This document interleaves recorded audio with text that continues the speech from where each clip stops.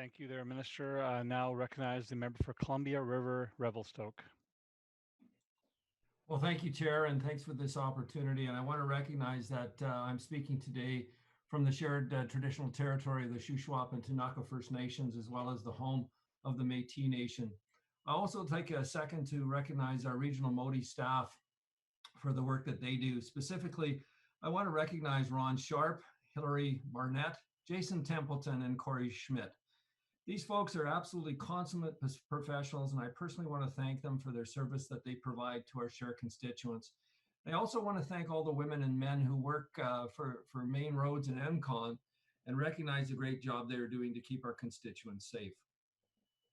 Mr. Chair, it's hard to believe that it's been almost 3 years since I first spoke to the Minister in estimates about the Trans-Canada Highway Kicking Horse Canyon project. And at that time, the Minister used words like accelerate and expedite when it came to the project getting into the ground. Yet here we are today, 3 years later, the Kicking Horse Canyon project is still not in the ground, and it's 151 million more than it was 3 years ago. Yeah, that's 151 million more of taxpayers' money. Through you, Chair, to the Minister, will the Minister share with us the reasons that it's taken 3 years to accomplish what was actually ready to go 3 years ago? Recognize the Minister for Transportation and Infrastructure. Thank you very much, Chair, and through you to the member. And thank you so much for acknowledging the hard work of the staff who are so diligent, both in ensuring that our work, the road works continue, that the investment in the province continues, and that the maintenance contracts also happen. So I would like to thank the member for recognizing staff. Just also like to acknowledge that we do have now, because we're talking about Kicking Horse, Mike Lorimer, who's now the Executive Director for the project with us, as well as Amanda Farrell from TI Corps, the President and CEO of TI Corps. So just to the member's question, this is a misapprehension that we have to deal with quite a lot in the Trans-Canada projects. It wasn't ready to go 3 years ago. It was announced in 2016 when the federal were able to get the federal funding. So it was announced as a joint federal provincial project, but it was definitely not ready to go. The engineering hadn't been complete. There hadn't been due diligence. There was a lot of consultation that still had to happen. And as the member well knows, it's a hugely technically challenging area. So there was a lot of work really that needed to be done. So it was an announcement to acknowledge the federal funding. It was not an announcement that this project was anywhere near ready to go. We recognize the member for Columbia River Revelstoke.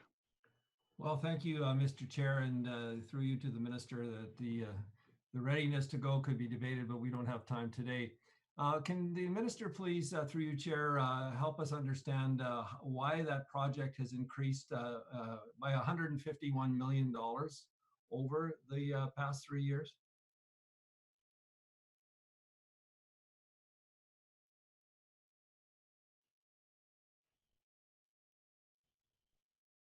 Recognize the Minister of Transportation and Infrastructure. Thank you, Mr. Chair, and to you, to the member. So of the $151 million increase, $23 million is a reallocation of interest during construction, which was previously carried centrally within the BC Transportation Financing Authority. So the net increase since 2016, I say when it was announced without due diligence being done, is $128 million. So most of this has been driven by technical changes in the project scope, higher price of materials, in particular steel, additional costs related to CP rail protection. I think members well aware, we've got CP rail corridor through there. Utility relocation, traffic management, it's going to be very complex. Technical project management support, archaeological investigation, consultation with Indigenous groups, and high contingency based on the risk and complexity of the project. So the reasoning is very, I think, very clear why it has gone up in cost. And again, it comes back, I think, partly to the fact that many projects were announced back in 2015, 2016 period, when we hadn't been able to do full due diligence and we didn't know the full scope of the project cost. Recognize the member again.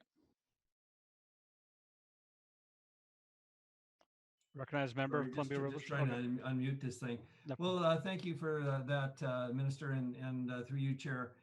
Could the Minister give us a hard start date in terms of the actual construction starting? Minister. Thank you, Chair. So to the member, we're still in the proposals phase of the procurement process. Obviously it's a complex project. We want to get this right. Work on site will begin sometime this fall. But in the meantime, there is a lot of work going on around the region in preparation. So for instance, working on the roundabout in Radium to ease traffic flow there. There's work going on in Golden. We've been working on Highway 95. So there's been a lot of preliminary preparatory work, and the work actually on the project itself will be in full. Recognize the member for Columbia River Revelstoke. Thank you, Chair, and through you, Chair, to the Minister. Can the Minister confirm that the addition of the CBA agreement has added $50 million to the overall cost? And if not 50 million, then what's that number? Minister of Transportation and Infrastructure. Thank you, Chair, to the member. So the member is not accurate. The figure that we have been looking at is 5.8% of the budget, which is a total of $35 million. However, I'd like to remind the member that this is still in procurement. So it will be built into the project costs, and I think that we will see, I know that there's a very active and very hungry market, and we'll see what those companies that are bidding on the project come up with. Recognized member for Columbia River Revelstoke. So thank you, Chair. Let's talk a little bit about the CBA very quickly. The Minister always refers to these projects in the frame that it's always about people, jobs, and training. So on that line, can the Minister, through you, Chair, tell us today how many jobs were created as a result of this project? Minister of Transportation and Infrastructure. Thank you to the member, through you, Chair.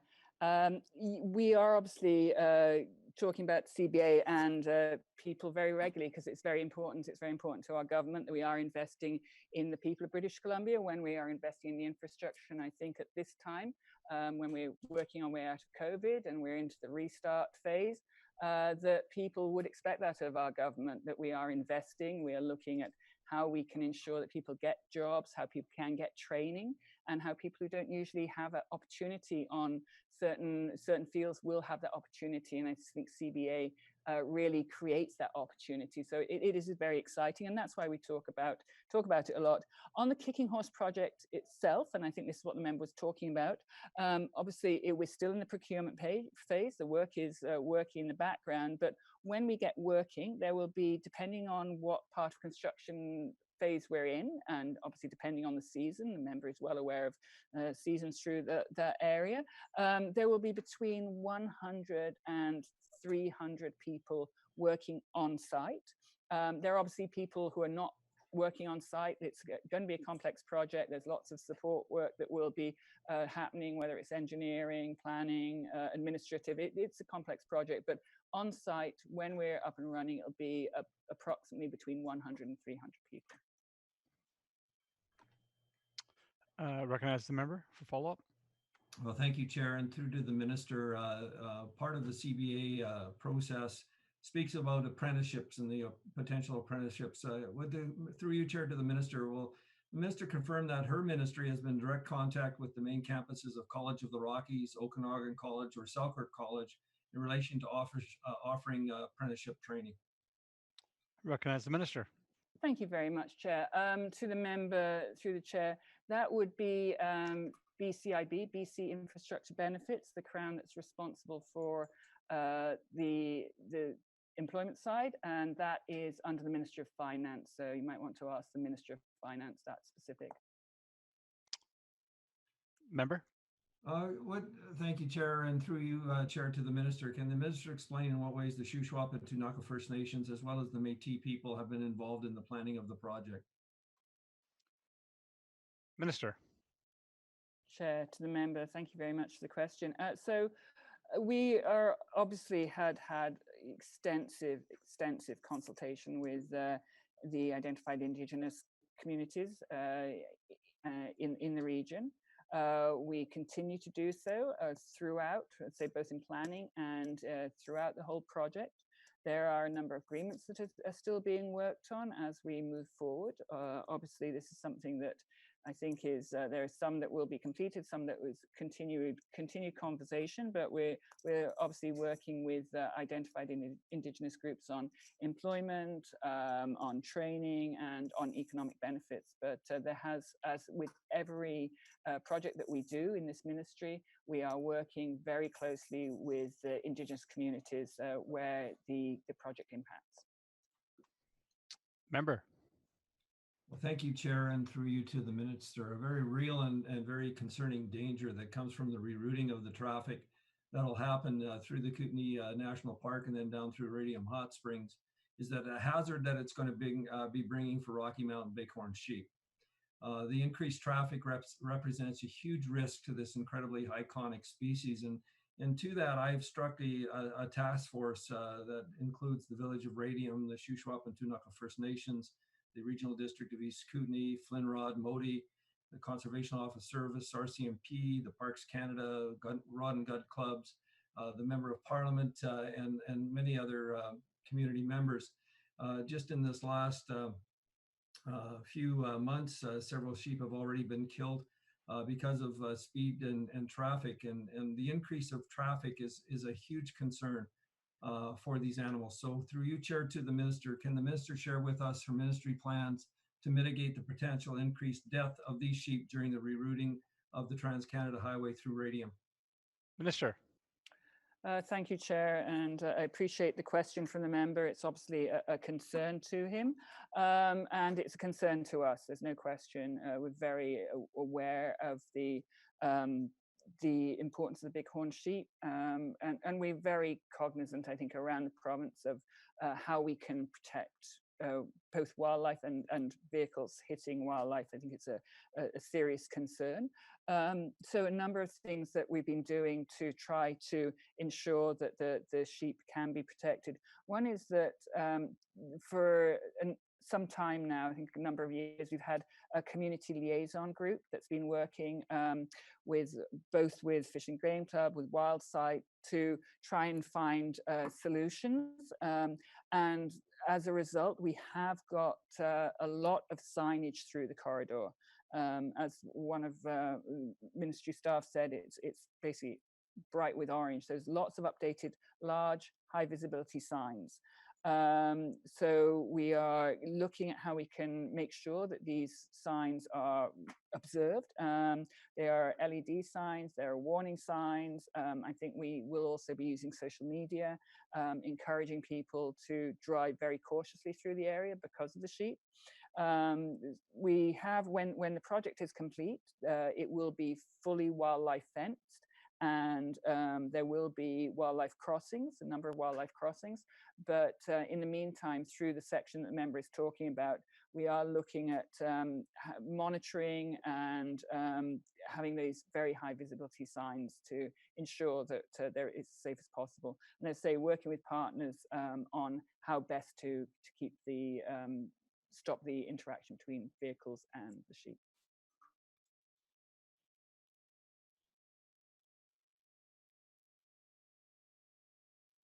Member. Sorry, Mr. Chair, I didn't hear you. Recognize member for Columbia River Revelstoke. Thank you for that. Through you, Chair, to the Minister. I've got one more question in respect to my colleagues that are behind me. I could spend the entire day talking about this project. On August 15th, 2018, the Minister was sent a letter from Bruce Hampstead, who is the president of Panorama Subdivisions Owner Association. A letter, I might add, that was never responded to by her ministry. And the letter outlined multiple concerns regarding the general safety of the Toby Creek Road, and including ingress and egress issues, the concern that the road is not adequate in terms of evacuation orders, pedestrian safety, lack of speed control, signage in general, in the state of the road and the ditches. The road issue was brought to the minister's attention by the RDEK Area F Director at UBCM last year as well. The minister might not know that the World Ski Championship in 2002 has been awarded to Panorama Resort that'll host 65 countries from all over the world with 650 athletes, plus their families, as well as an international and national local fans. This will be the first time it's ever been in Western North America. This is an opportunity for BC and Canada and the Columbia River Revelstoke to impress the world. Yet the Panorama Road is not only treacherous in the winter time, it's been compared to being nothing more than an upscale goat trail. Given the public safety concerns at the first and foremost, and of course the upcoming world event, what plans does the minister have in making the road safe and accessible for the people who live there and the thousands of visitors that will use it today and in the future? Recognize the minister. Thank you, Chair. And we're looking at the fact that 2022 games, let's hope that they can happen. I think it's going to be very exciting if they do. But I think the member is well aware that this is a very, very mountainous area. It's very steep. It's very difficult. We are looking at it. We have put in approximately $1 million over the last 3 to 4 years. And we continue to assess design solutions, but to be honest, there is no easy answer for this, but it is something that we are looking at, and we're very cognizant that there will be the World Junior Championships being held there, which is a boon for the region and boon for BC, and let's hope they can be held there.